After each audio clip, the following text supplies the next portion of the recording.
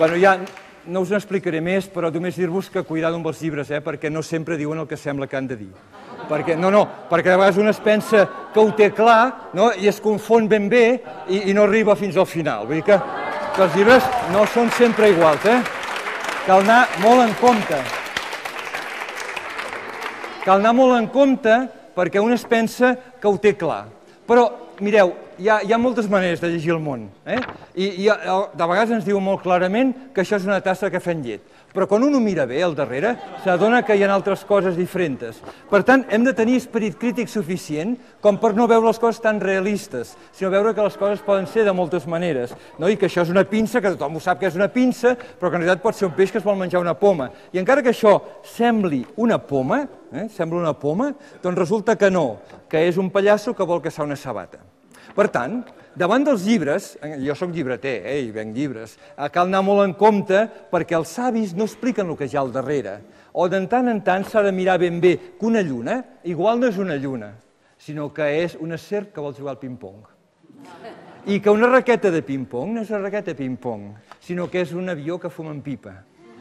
I que una pipa no és una pipa. Bueno, això ho deia Magritte també, no? Deia una pipa no és una pipa, sinó que és un gat que es vol rentar les dents. I com que jo em rento les dents cada matí, jo ja sé que un got i un raspall no és un got i un raspall, sinó que és un elefant que té una trompa dintre una capsa. I encara que això sigui una capsa, no és una capsa amb un pallasso, sinó que és un cavall que porta una flor. I encara que això sigui una flor, resulta que no és una flor, sinó que és el cocodril mateix que hi havia al davant, però que no té el barret al cap, sinó que té la cua. Perquè les coses canvien. I nosaltres hem canviat ja. Ja som una mica diferents des del matí fins al vespre, amb tants contes a la panxa. Aviam si fem aquella cosa, no?, que hi ha. No us penseu. És com si, mireu, que van sortint de dintre totes les pors que hi ha a dintre, no? Tots els fantasmes. Ale, quants fantasmes! I quan hi ha l'última... Bueno, aquesta no us l'ensenyo perquè llavors tindríeu por i no podríeu anar a dormir. Bueno, ja ho sé. No us parlaré de caques, perquè les caques ja n'hem parlat allà, aquella talpeta. Només, en tot cas, us voldria parlar de per què jo estic al món. Hi havia una vegada un nen que des de la seva illa mirava el món. Mirava el món, i reflexionava. I veia les guerres i deia, alça, mico, mira aquests soldats, hauríem de pintar els uniformes dels soldats de colors i dels canons a les escopetes fer-ne flautes pels pastors. O canyes perquè els ocells puguin cantar damunt d'elles. I aquell nen mirava la terra i veia la fam i deia, alça, hauríem de tenir uns llaços per poder agafar els núvols i fer-los ploure en els deserts.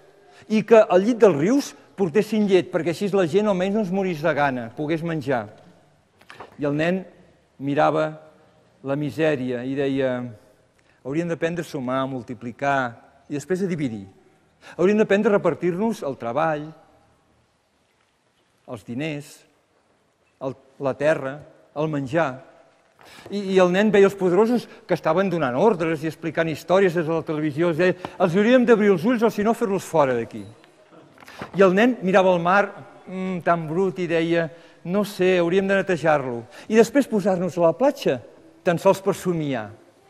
I el nen mirava els boscos i deia, ens hauríem de passejar per aquests boscos, aventurar-nos per ells i després asseure'ns sota un arbre, tan sols per escoltar les històries que hi ha dels boscos.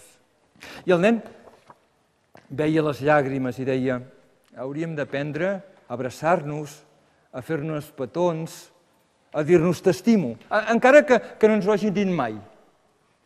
I el nen aixecava la vista i veia la lluna amb una bandera i el hauríem de treure i després demanar-li perdó. I el nen des de la seva illa va mirar el món per última vegada. I llavors va decidir. I va decidir néixer.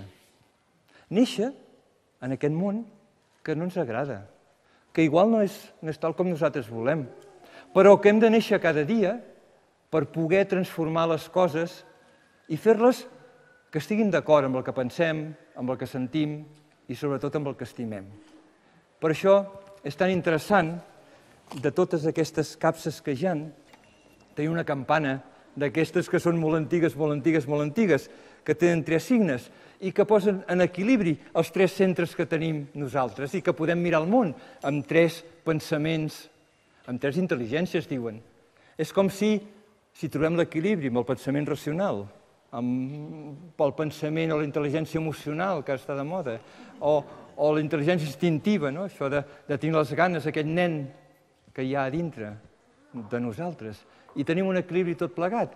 Potser podem viure al món i néixer cada dia i arribar a ser feliços i saber per què hem vingut al món. Per això us faig una proposta. Tanqueu els ulls tots, jo toco la campana i aviam si us passa entre per les orelles, passa per la ment racional, la ment emocional, fins a l'instint, i tots 3, si sentim a la panxa una mica de pessigolles. Valen? 1, 2, 3.